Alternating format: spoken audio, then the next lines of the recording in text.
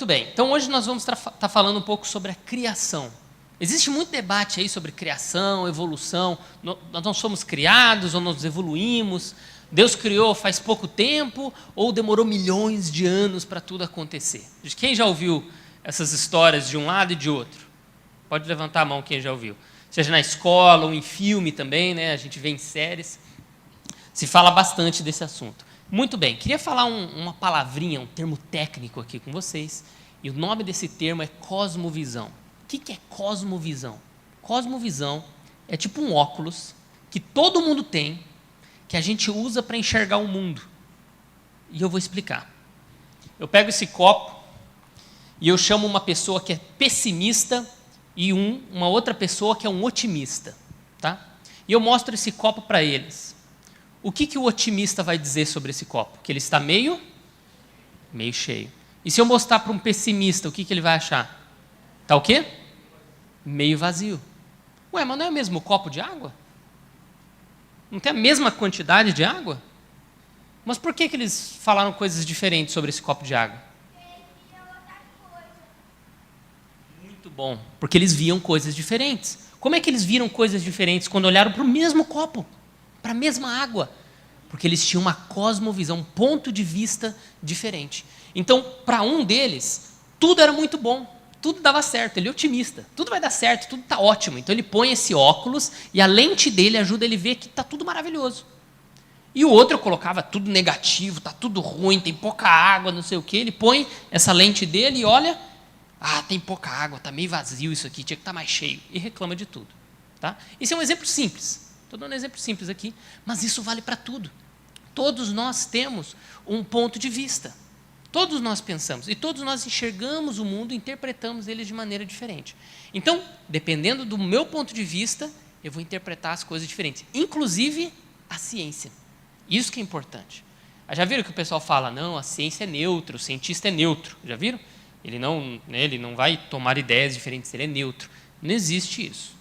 Todo cientista tem um ponto de vista, tem aqui um óculos dele, uma cosmovisão, e ele vai enxergar um mundo diferente. Qual que é o nosso papel como cristãos? Enxergar o mundo através da Bíblia. E eu vou explicar a diferença que isso faz. Vamos lá. Então, muitas vezes a gente olha e pensa que a gente está numa situação mais ou menos assim. Estão vendo aqui? Tem dois cientistas, duas pessoas aqui, e eles estão como se estivessem procurando evidências aqui no planeta para provar aquilo que eles acreditam. Então, desse lado aqui, nós temos uma pessoa que acredita na criação, está aqui com um carrinho de mão escrito, evidências da criação. Então, ele está pegando ali os triângulos azuis, colocando ali, que são evidências que provam que a Terra foi criada, que o mundo foi criado, que nós fomos criados. E do outro lado, tem uma pessoa procurando evidências de que nós evoluímos. Aí ele está colocando os quadradinhos laranjas aqui, como se fossem evidências diferentes. E muitas vezes a gente pensa assim, a gente olha para o que a gente está aprendendo às vezes na escola ou em filmes e tudo mais, e a gente pensa, nossa, existe muito mais evidência aqui da evolução, de que tudo evoluiu. E tem pouca coisa que prova que a gente foi criado de verdade. Mas essa não é a verdade. Se a gente for tratar, são todas as mesmas evidências. Não é verdade? Quando os cientistas estão estudando, por exemplo, as estrelas, são as mesmas estrelas. Os fósseis são os mesmos fósseis. É igual a gente falando da água, não era a mesma água, mas chegando a conclusões completamente diferentes, ideias diferentes. Por que isso aconteceu? Porque eles enxergavam as evidências com um óculos diferente, com uma lente diferente. Por exemplo, desse lado, nós temos esse homem aqui utilizando a palavra de Deus, aqui, está a Bíblia. Ele está olhando para esta evidência, para esse fóssil aqui, seja o que for, está olhando através da Bíblia. E esse outro, através das ideias que o homem inventa. Ou seja, eles vão chegar a conclusões diferentes, mesmo olhando as mesmas evidências. Por isso que nós, como cristãos, precisamos, quando a gente for estudar, quando eu estiver na escola, ou lá para frente, quando a gente estiver na faculdade, nós temos que estudar, lembrando que a Bíblia tem que ser o nosso óculos. Nós temos que acreditar nisso primeiro, para depois podermos entender as outras coisas melhor. Isso aqui é a verdade ou não? Sim ou não? Não, foi muito fraquinho esse. Sim? Se isso é a verdade, então isso vai nos ajudar a entender todas as coisas. Porque quando a gente está estudando na ciência ou em outras áreas, a gente não sabe de tudo. Não é verdade? Eu não sei. Você também não sabe, né? Mas tem uma pessoa que sabe de tudo. Quem que é? Deus. Então é melhor confiar na pessoa que sabe de tudo, que estava lá quando aconteceu e que contou para a gente como ele fez. Concorda comigo? Se ele é a pessoa que sabe de tudo. Então vamos lá. Eu vou pegar aqui alguns versículos, vou falar deles rapidinho, para a gente ver então o que a Bíblia fala sobre a nossa origem, de onde nós viemos. Não vou nem tocar em Gênesis, porque Gênesis já deixa bem claro, né? Ali a descrição da criação e tudo mais. Vamos ver outros textos da Bíblia. O que eles falam também? Lá em Êxodo, porque algumas pessoas pegam e falam, não, olha, veja bem, os primeiros capítulos de Gênesis, ali que fala do Jardim do Éden e tudo mais, não foi verdade, aquilo é só uma história que criaram e tudo mais. Mas é isso mesmo? Se for só uma historinha que foi criada ali, o resto da Bíblia não ia ficar falando sobre isso.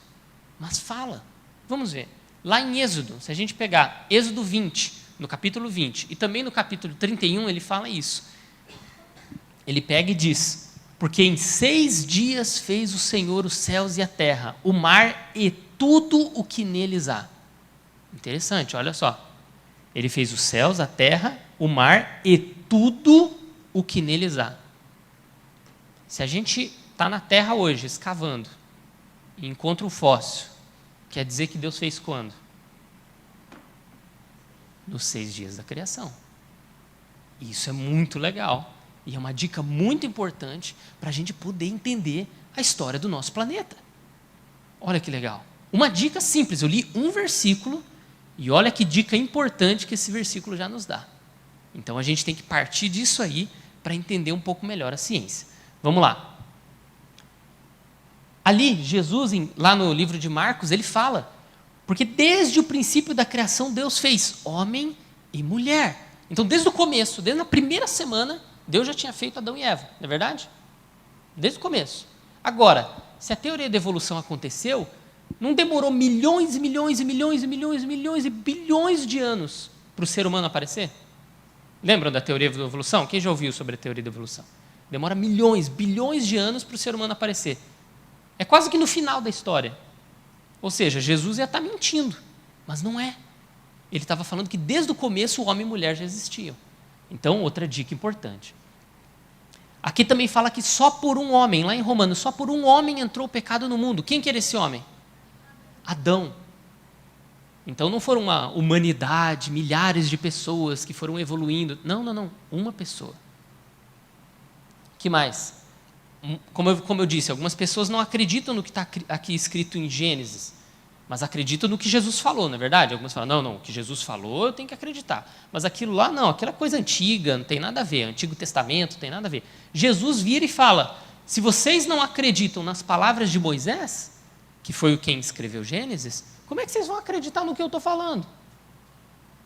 Ou seja, se a gente acredita no que Jesus fala, a gente tem que acreditar no que o restante da Bíblia fala também. E vamos colocar só mais um aqui, que ali em 2 Pedro, lá no Novo Testamento, ele está citando aqui, Noé, falando aqui, e não poupou o mundo antigo, mas preservou Noé, que está falando lá do dilúvio. Ou seja, ele está dizendo, aconteceu realmente um dilúvio. Ele destruiu o mundo que existia antes, lembra da história de Noé? Deus destrói tudo com um grande dilúvio, mas salvou Noé e a sua família. Isso é uma dica muito importante para o que a gente vai estar falando aqui hoje também. Beleza? Tudo tranquilo até agora? Fez sentido o que eu estou falando? Joia? Beleza? Vamos lá.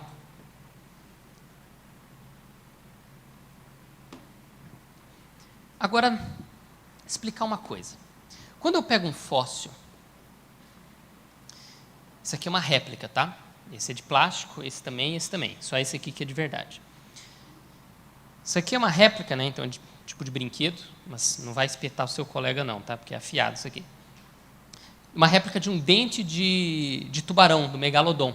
Olha o tamanho disso aqui. Metade da minha cara, quase. Quando a gente encontra isso aqui, isso nos conta um pouco como eram as coisas no passado. Eu encontro um dente e sei, olha, pelo tamanho desse dente, existia um tubarão que era gigantesco. E a gente não encontra só dente desse tamanho gigante, que quando a gente pensa em fóssil, a gente pensa em dinossauro, não é verdade? Quando fala, tipo, encontrou um fóssil, a gente, pá, dinossauro, na hora. Né? Só que não é verdade. A gente encontra fóssil de tudo que é bicho possível. Como eu falei, dente de tubarão. Eu tenho lá em casa, eu não trouxe hoje, mas eu tenho também dente de tubarão pequenininho, desse tamanho assim. Fóssil também. Pequenininho. Ou seja, tinha tubarão que era grande, tinha tubarão que era pequeno. Existe fóssil de folha, existe fóssil de coral, existe fóssil de tartaruga, existe fóssil de tudo que você pode imaginar. Flor, tudo. Abelha. O dinossauro é só um grupo pequeno no meio de todos esses. Ou seja, eles só eram mais um grupo de animais no meio de todos os outros que Deus tinha criado quando Ele falou lá. Lembra? Criou os céus, a terra, o mar e tudo o que neles há em 6 dias. Ou seja, os dinossauros também tinham que estar nesse cenário. Só que os fósseis nos mostram como as coisas aconteceram antes. Mas como que esses fósseis foram formados? Existem 2 jeitos da gente interpretar os fósseis que a gente encontra. Duas maneiras. Um é o que eles chamam de uniformitarismo. Olha que termo chique. Né? Que diz que tudo foi uniforme, tudo era igual. Ou seja, que as coisas aconteceram no passado igual acontecem hoje. Devagar. Já viu quando o vento sopra e empurra alguns grãozinhos de areia? Não é devagarzinho, um grãozinho vai para lá, depois mais outros grãozinhos, ou seja, para um monte de areia que está desse lado, parar lá daquele lado, não ia demorar muito, com o vento levando grãozinho por grãozinho? É isso que essa teoria diz, que tudo demora muito, por isso que precisa dos milhões e milhões e milhões de anos, que para formar um fóssil demoraria milhões e milhões de anos, porque tudo é devagar, lento e gradativo. Já existe uma outra visão, que é catastrofismo, que diz que tudo podia ter acontecido por uma catástrofe muito grande, ou várias catástrofes, um desastre. Vocês viram a notícia do que está acontecendo lá no Rio Grande do Sul? Quem viu as notícias? Horrível, não é verdade? Vocês viram aquelas pontes sendo destruídas em segundos, com a força da água? Ou seja, catástrofes têm forças muito grandes, conseguem mudar o cenário muito rápido. E isso é uma coisa importante que a gente vai estar analisando.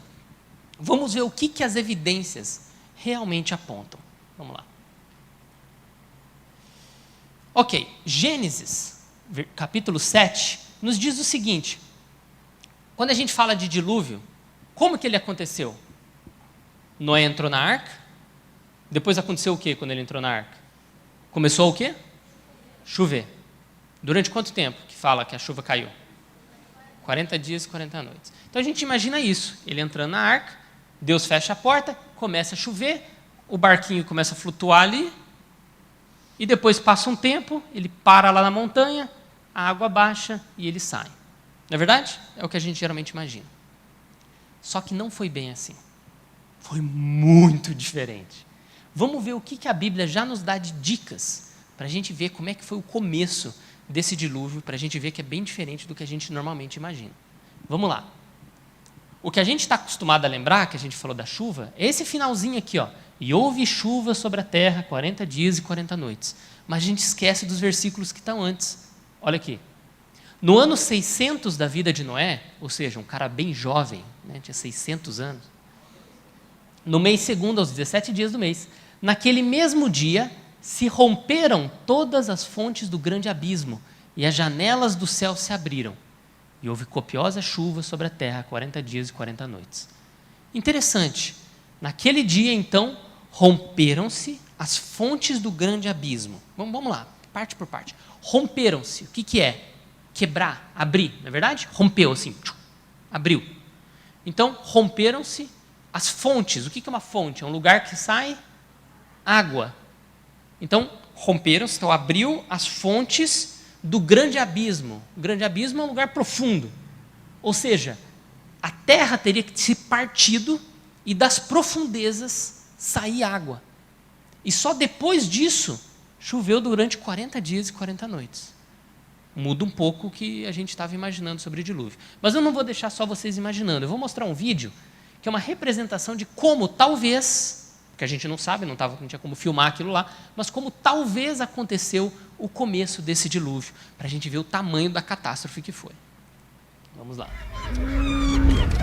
Aqui a porta da arca está se fechando.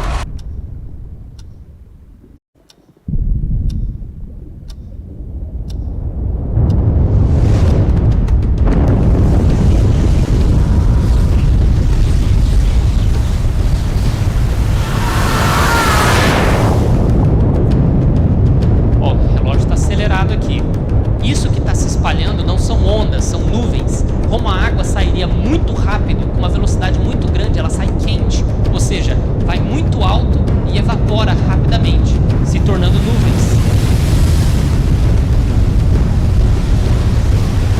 Essas nuvens vão se espalhando pela terra muito rápido.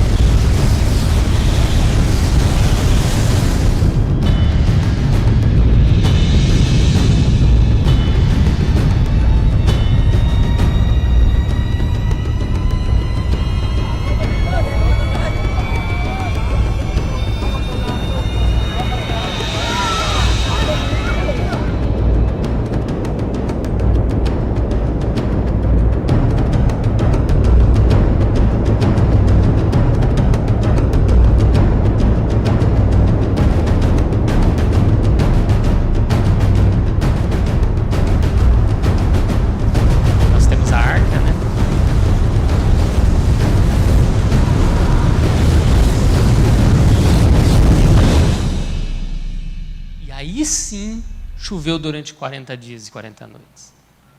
Não um pouco diferente do que a gente geralmente imagina? Mudou um pouquinho a visão de você de como esse dilúvio começou? Ou seja, não foi aquela coisa tranquilinha de Noé entrar na arca com sua família e falar, gente, relaxa, tá tranquilo, agora é só a gente fazer esse cruzeiro aqui, os animais vão ficar de boa, e daí daqui a pouco, quando Deus quiser, o barco para e a gente está tranquilo. Não foi. Foi uma catástrofe enorme. Rachaduras na terra, inclusive a terra até hoje é toda rachada, que é onde nós temos os encontros das placas tectônicas. E existem evidências de que ainda existe água lá embaixo, nas profundezas da terra. Não no lençol freático, de onde a gente tira a água do poço, por exemplo, mas muito profundo, onde nem água tinha que ter, segundo a teoria da evolução, mas até hoje eles encontram evidências de água lá embaixo. Por que Deus criou com essa água lá embaixo? Não sei, mas ele teria utilizado, pelo menos nesse contexto, para começar a vir a água do dilúvio. Por isso a gente já tem de onde viria a água, né? Porque Deus podia criar água ali na hora, né? Puf, vinha água e acabou, e encheu o planeta. Mas não, a gente já estava aqui, e ele utilizou o próprio planeta para isso. Então, imagina, uma quantidade de chuva assim, como a gente viu lá no Rio Grande do Sul, a chuva de alguns dias, algumas horas, já causa aquela catástrofe gigante. Imagina 40 dias com essas nuvens gigantes e espessas, chovendo e chovendo e chovendo e chovendo e chovendo. O quanto de desastre ia acontecer no nosso planeta. Ia mudar tudo. Agora vamos lá. Se o dilúvio realmente aconteceu, né? Vamos lá, agora nós falamos aqui da Bíblia, mas vamos tentar olhar as evidências. Se o dilúvio realmente aconteceu, nós teríamos que encontrar milhares de criaturas mortas, soterradas por lama, né, por sedimento, espalhadas por toda a terra, não é verdade? Porque teria soterrado todos os animais, e plantas e tudo mais. E é engraçado que quando nós vamos olhar os fósseis, o que nós encontramos? Tudo isso. Milhares de criaturas mortas que foram soterradas por lama, né, por sedimento, espalhadas por toda a terra. Exatamente aquilo que a gente teria que esperar se o dilúvio realmente aconteceu. Eu vou te explicar para vocês como que um fóssil se forma. Alguém aqui sabe como é que é o processo? Joia, alguns já sabem, legal. Eu vou mostrar aqui para o resto do pessoal como que isso acontece. Primeiro, um animal tem que morrer. Aqui coloquei o dinossauro, porque, como eu falei, tem fóssil de tudo, lembra? Podia ser qualquer criatura, mas os dinossauros são os mais legais, então nós vamos usar o dinossauro aqui. Então, ali morreu o dinossauro. Notaram alguma coisa curiosa em relação a essa imagem? O que tem aqui? Água. Não fui eu que coloquei aquilo ali nem nada. Qualquer livro aí sobre formação de fósseis que você for procurar, o animal, ou a criatura, a planta, o que for, sempre vai ter morrido perto da água ou dentro da água. Sempre. Você pode ver as imagens. Ele vai estar morto do lado de um rio, do lado de um lago, ou dentro de um lago, sempre. Por quê? Porque é necessário ter água para formar um fóssil. Se não tiver água, não forma. Coisa que o dilúvio tinha de sobra, né? Água para todo lado. Mas vamos lá. Então, primeiro ele morre, depois ele é soterrado. A evolução vai dizer que ele é soterrado devagarzinho, né, no decorrer de séculos, aí, milhares de anos. Mas, aqui, é soterrado, depois mais camadas se acumulam, e essas camadas vão virando rocha, vão se solidificando, e quando tem água aqui nesse sedimento, há uma troca com o organismo aqui. Ou seja, depois que vocês vão ver aqui esse fóssil, ele não é molinho, ou só durinho como um osso. Ele é duro igual uma pedra. Se jogar no seu dedão vai quebrar, porque ele é pesado. Porque o que aconteceu? Ele não é mais nada orgânico igual ao nosso corpo, nossos ossos, nada. Os minerais que estavam no sedimento trocaram. Sai a parte orgânica e entra os minerais. Então um fóssil, ele não é osso mais, não tem nada de osso ali. É só rocha. Bem, existem exceções, a gente vai falar aqui rapidinho. Mas por via de regra, troca e vira uma rocha.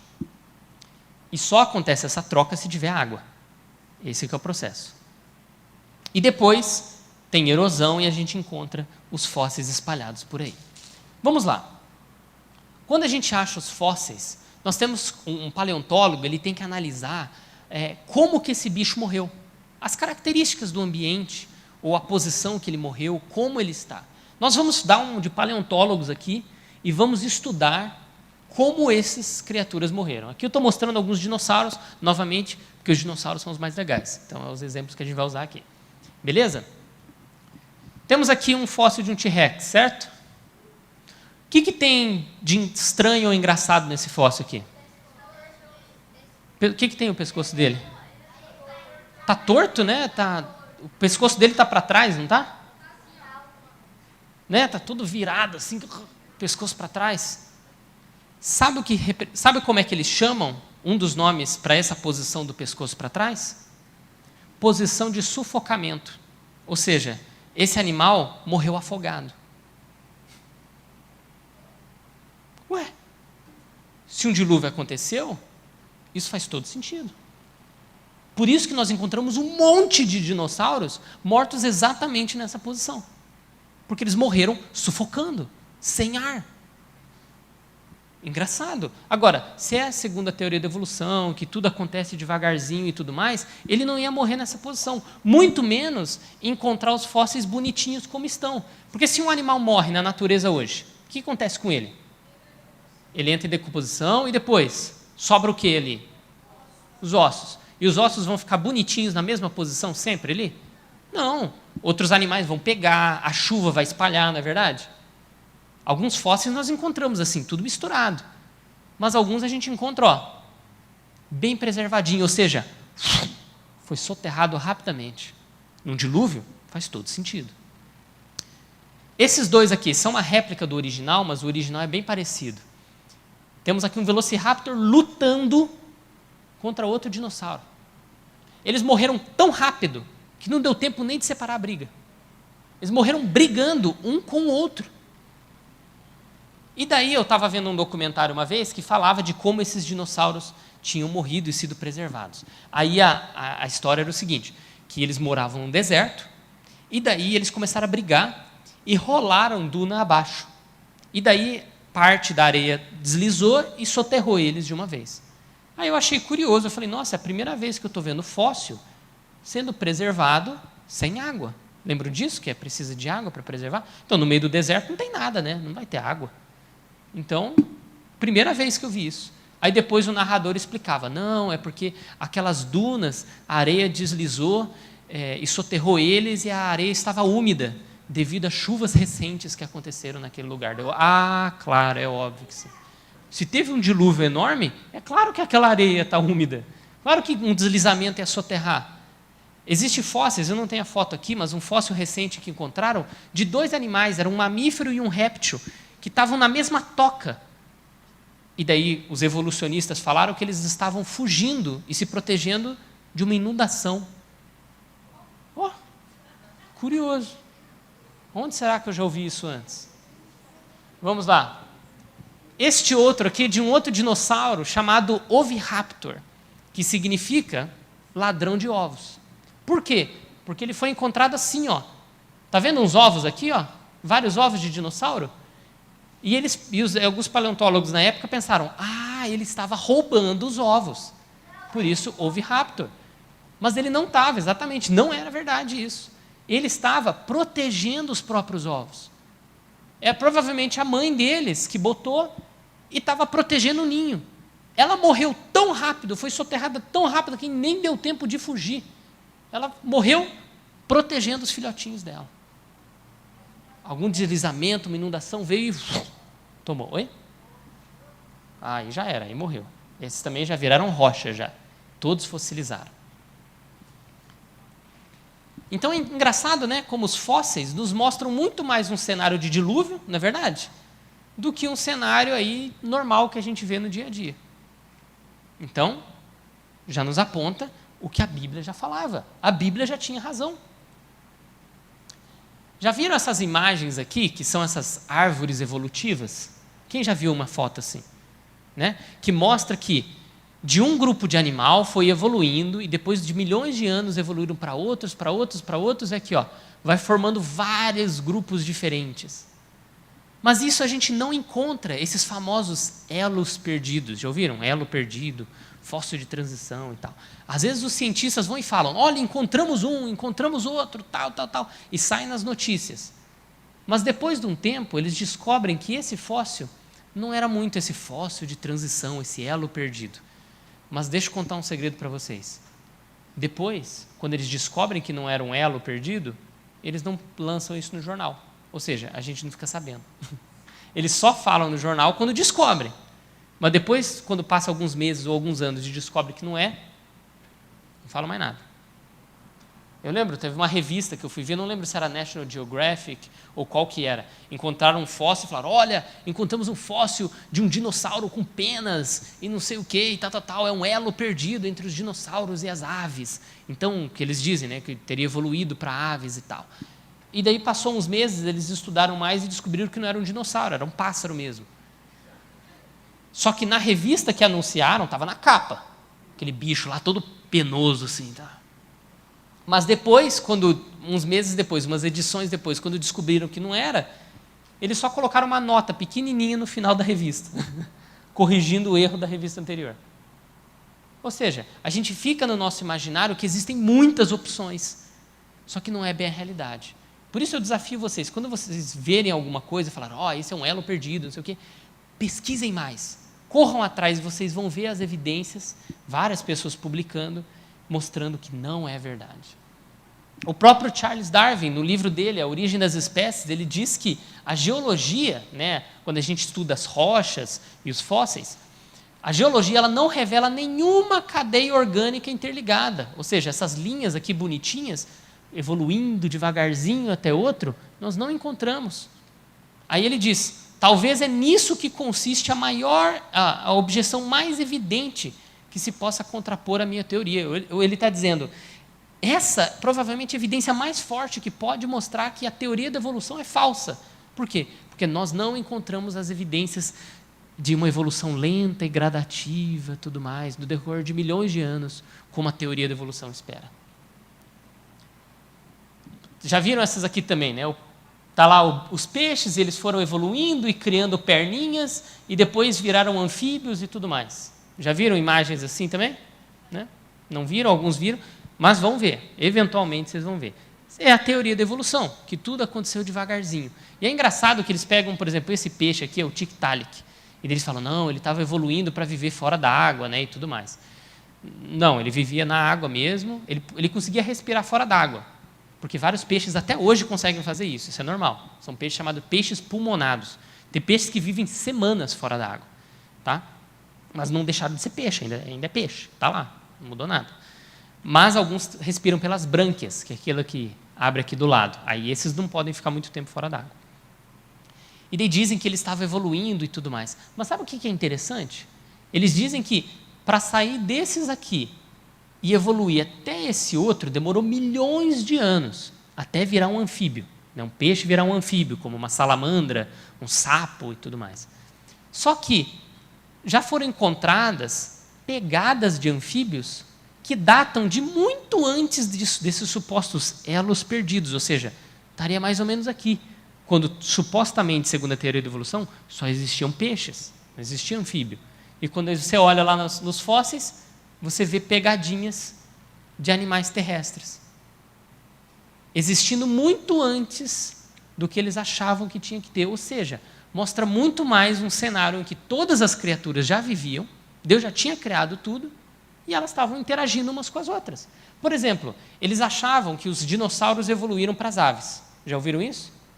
Hoje eles já mudaram um pouco o discurso, os evolucionistas, mas antes esse era o discurso. Por quê? Porque hoje a gente já encontra fóssil de dinossauro junto com ave.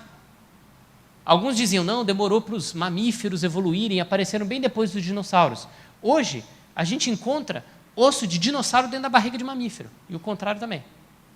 Ou seja, eles viviam uns com os outros e até comiam uns aos outros. Mas dinossauro, a gente geralmente pensa que é só grande, né? Dinossauro grande, T-Rex e tal. Não, existiam dinossauros que eram pequenininhos. Boa parte deles eram médios ou pequenos, mas existem vários também que são grandões. Mas vamos lá. E existem muitos fósseis incomuns, bem diferentes.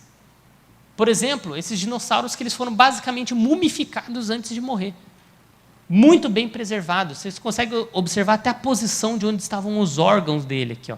Não é só esqueleto, ele tem ossos, mas você vê fibras dos músculos e tudo mais. Olha esse outro aqui que foi encontrado no Canadá. Ele está tão bem preservado que parece que ele só está dormindo, não é verdade?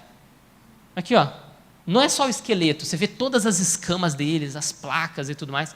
Esse era aqueles tipo anquilossauro, né, nodossauro, que tinha uma proteção nas costas, parecia um tatuzão assim. Olha como bem ele está preservado. Se ele morreu e demorou milhares de anos para ele se preservar, nada disso ia ser preservado, não é verdade? Ia ter apodrecido. Mas isso não acontece. Olha o quão bem eles estão preservados. Nós já encontramos em vários fósseis, em fósseis de dinossauro, em fósseis de aves e em fósseis de mamíferos, né, em répteis e tal, nós encontramos tecido mole, ainda mole. Ué? O primeiro, um dos primeiros, que é esse que eu estou mostrando aqui, foi encontrado em um fóssil de T-Rex. Segundo os evolucionistas, os Tyrannosaurus rex morreram há 65 milhões de anos. Né? 65 milhões de anos. Essas coisas moles iam preservar durante 65 milhões de anos? A gente mal consegue conservar as coisas dentro da geladeira. Põe o queijo lá, o presunto na geladeira, ele estraga. No congelador. Como é que é preservado durante 65 milhões de anos? Tem como? Não tem. Segundo a Bíblia, se a gente for pegar as datas da Bíblia, Deus criou a Terra há mais ou menos uns 6.000 anos, mais ou menos. E o dilúvio teria acontecido mais ou menos há uns 4.000 anos. Se o dilúvio aconteceu naquela época e matou os dinossauros, matou tudo lá, morreu, não seria já difícil preservar durante 4.000 anos um tecido mole? Seria, né? Mas o que é mais difícil? Preservar durante 4.000 anos ou 65 milhões? 65 milhões é muito mais difícil. Então, quando encontraram, está vendo essas partes brancas aqui, ó?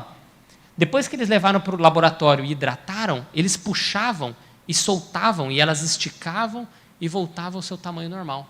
Igual cartilagem, pele, ó, pega a sua pele aqui, ó. Puxa a pelinha da mão assim. Puxa, olha lá e solta. O que aconteceu? Ela voltou para o tamanho original, não voltou? Ou ela ficou desse formato aqui? Não, ela voltou. Por quê? É um tecido mole, igual esses aqui. Eles puxavam, quando soltavam, né, voltava ao normal. Vamos lá. Mas olha que legal, mostrando mais uma vez que a Bíblia estava certa. Aqui são alguns fósseis, né, de alguns bichos bem diferentes. Olha esse aqui. Esse é igual esse que está na mesa aqui. Vocês vão ver um peixe igual a esse aqui, ó, parecendo um anzol. Esse peixe, ele está tão bem preservado que até aqui, ó, isso aqui é com microscópio, microscopia eletrônica. Você consegue observar até as fibras dos músculos deles foram mineralizados, foram preservados. Não está mole mais, virou rocha. Mas, se demorasse muito tempo, não ia apodrecer muito rápido? Não aconteceu. Preservou assim, ó, rapidinho. Esses também, ó, sistema nervoso. A gente tem sistema nervoso, que é o que passa do nosso cérebro e comunica para o resto do corpo. Sistema nervoso, resquício dele preservado. Se demorasse milhões de anos, não ia preservar nada. Mas o dilúvio conseguiu preservar todas essas coisas. E foi legal que durante o meu mestrado eu tive a oportunidade de fazer um experimento para tentar recriar isso aqui. Tentar preservar, fazer a primeira etapa de preservação de tecido mole, como a gente vê nos fósseis, só que em laboratório. Nunca tinha sido feito isso dessa maneira. E a gente fez. Essa aqui é uma máquina, como se fosse de raio-x. Já viram tomografia de hospital, quando eles escaneiam o cérebro? Ele tira foto em várias camadinhas assim, do cérebro e do corpo e tudo mais. Esse faz isso também. Só que daí o que a gente fez? A gente pegou um pote primeiro, colocamos terra, água marinha, né, com o sal e tal, e colocamos uma sardinha lá dentro, um peixe. Por que a gente fez isso? Porque a gente queria recriar o ambiente adequado para preservar essas criaturas. E o que aconteceu? Olha aqui, vou mostrar rapidinho para vocês. Já viram raio-x? Quando você está vendo o raio-x, o que acontece? Você vê a pele? Você vê o músculo? Não. O que você vê? Osso. Por quê? Porque é uma parte mineralizada, não é verdade? Tem mineral. É duro. Aqui é a mesma coisa, ó. O peixinho estava assim, ó. Tá? Então vocês estão vendo aqui preto e branco porque é um raio-x, tá bom? Então, ó, aqui está brilhando, por quê? Porque aqui é terra, então tem mineral, certo? E aqui não está brilhando nada, por quê? Porque era o corpo do peixe. Então não vai brilhar nada mesmo, é músculo, né? Aquela carninha que a gente come quando assa. Mas olha o ossinho dele aqui, tá vendo? Bonitinho? Aí ele aparece. Ou seja, se alguma parte do corpo daquele peixe começasse a mineralizar, não é fóssil ainda, mas ia começar a virar mineral, o que acontece? Ele ia aparecer lá no raio-x. O que a gente fez? Colocou ele lá, deixou passar alguns dias, e 19 dias depois, ó, tá vendo o ossinho dele aqui, o esqueleto? 19 dias depois, já tinha uma bolinha de músculo mineralizando. Rápido. 19 dias. Não precisou de milhões de anos, não precisou de nada. 19 dias. Não deu nem 20 dias. E a gente já estava. E depois a gente foi fazer o experimento de novo. Dessa vez a gente foi fazer diferente. A gente ia misturar mais coisa dentro daquele potinho. O potinho era vedado, tá, gente? Porque senão ele ia ficar fedendo e daí a gente não ia aguentar fazer o experimento. Mas então a gente fechava o potinho com o bicho apodrecendo dentro daquela laminha lá. E daí o que a gente fez? A gente vai misturar mais coisa dentro desse potinho para ver o que fica melhor, o que ajuda ou não ajuda ele a preservar. Agora eu vou contar um testemunho para vocês de algo que eu fiz. Eu cheguei para Deus, porque todos os meus professores lá eram evolucionistas, não acreditavam na Bíblia, não acreditavam nada. Mas eu cheguei e falei, Deus, eu acredito que isso aqui é verdade. E eu fiz isso mesmo. E eu falei, Deus, eu preciso descobrir alguma coisa que vai me ajudar nesse experimento, que vai mostrar que as coisas conseguem ser preservadas rápido. Então eu vou ler aqui o texto do dilúvio, e se tem alguma dica aqui, me mostra, né? Porque se Deus pode dar alguma dica. Aí eu fui ler, e é engraçado que o que saltou para mim do versículo, aparece 3 vezes ali no texto do dilúvio. Fala aqui, todas as criaturas morreram, ele fala isso. Depois, um pouquinho depois ele fala, e toda criatura morreu, ele fala de novo. E depois uma terceira vez, e todas as criaturas morreram. 3 vezes ele fala isso. Aí eu pensei, tá, se todas as criaturas morreram, muitas delas devem ter morrido juntas, não é verdade? Estavam ali vivendo juntos, morreram tudo juntos. E é verdade, quando a gente encontra fósseis muito bem preservados, com tecido mole, que virou fóssil e tal, a gente encontra muitos deles mortos juntos. Aí eu falei, poxa, isso já é uma dica. Deus já está colocando isso aí. Todos morreram, então, ou seja, vários morreram juntos. Aí eu fui deduzindo algumas coisas. Se eles morreram juntos, o que acontece? Eles começam a apodrecer juntos, não é verdade? Vai ficar nojento ali, ainda bem que soterrou e não tem mais nada, ficou lá embaixo. Mas vai começar a apodrecer. Ou seja, tem bactéria, muita bactéria se espalhando ali. E, como começa a apodrecer, o músculo, quando ele apodrece, ele solta fosfato, que é uma moléculazinha que tem no músculo, tá? Então ele solta isso. Ou seja, o que ia ter naquele sedimento, naquela lama, além dos bichos que estavam mortos? Ia ter bactéria, né, porque está apodrecendo, e ia ter fosfato. Aí eu falei, então tá bom. Com essa diquinha que Deus me deu aqui, eu usei o que eu conhecia e cheguei a essa dedução. Falei, tá bom, vou usar isso. Aí falei para meus professores, falei, vamos misturar essas 2 coisas, o fosfato e as bactérias. Vamos colocar nos potinhos e ver qual que fica melhor. Alguns iam ter bactérias, outro ia ter só o fosfato e outro ia ter os 2, bactéria e fosfato. E adivinha só? O potinho que tinha as bactérias e o fosfato é o que a gente conseguiu o melhor resultado. Ou seja, o mais parecido com o que estava lá dizendo na Bíblia, o que tinha dica na Bíblia, foi onde a gente conseguiu os melhores resultados. Olha aqui, nesse a gente usou um camarão. Está vendo o corpinho do camarão aqui? Estão vendo? Cabeça dele aqui e o corpo, isso aqui é no dia 0, quando a gente fez a primeira vez, o raio-x aqui. Depois, 21 dias depois, está vendo um monte de bolha aqui do lado? Porque ele já está apodrecendo, já está nojento. Então ele já começa a soltar gases. Então por isso a gente vê essas bolinhas. Só que estão vendo aqui no meio uma coisinha engraçada? Uma manchinha brilhante? Vermelhinha? Era o tecido já mineralizando. Era o músculo já virando mineral. Ele foi tão rápido, tão bem preservado. Está vendo aqui o círculo do corpo dele? É igual se a gente tivesse cortado no meio assim o camarão. Está vendo que ele está fazendo um formatinho de meia-lua? Olha que engraçado. Está vendo? Mais ou menos ali? Está meio torto, porque ele está apodrecendo. Mas, formatinho de meia-lua. Exatamente o formato dos músculos do camarão. Ou seja, preservou tão rápido que até o formato dele ficou bem preservado. Igual aquele anterior, lembra que eu mostrei que a gente olhava no microscópio e conseguia ver as fibras dos músculos? Lembra a fotinha que eu mostrei lá atrás? A gente já estava conseguindo isso. 20 dias. Ou seja, precisa de milhões de anos? Não precisa. As coisas acontecem rápido. O dilúvio nos mostrou isso. Por isso, quando a gente acredita na Bíblia, a gente encontra a verdade. Por isso, a maioria dos cientistas que fundaram a ciência moderna, adivinha só? Eles eram cristãos. Vocês não vão precisar ler todos os nomes agora, depois a gente pode até trabalhar, mas tem vários aqui, talvez que vocês conheçam ou não conheçam. Né? Temos aqui Leonardo da Vinci, por exemplo, Johannes Kepler, que foi um astrônomo, temos Francis Bacon e tantos outros, Pascal, estudou pressão. Temos vários outros aqui também, como Galileu Galilei, outra lista aqui de cientistas famosos, que fizeram muita diferença na ciência moderna, que o pessoal acha que ciência é coisa de ateu. Claro que não. Os cristãos que acreditavam na Bíblia, que fizeram as maiores descobertas. Fundaram a ciência moderna. Dalton, que estudou os átomos. Copérnico, né, estudou os céus, o planeta, né, o universo. Pasteur, Isaac Newton, tantos cientistas famosos. E eles eram o quê? Cristãos. Por isso nós, que somos cristãos, não podemos duvidar da Bíblia. Nós precisamos entender que ela é a verdade. E ela não é um livro só para eu me comportar na igreja e ser comportadinho e bonzinho e não pecar. Não é isso. A Bíblia fala disso também. Mas a Bíblia é verdade para todas as áreas. Ela não vai falar de tudo, não é verdade? Mas ela é base para tudo. Por exemplo, ela não falava como mineralizar um camarão que está apodrecendo dentro de um pote.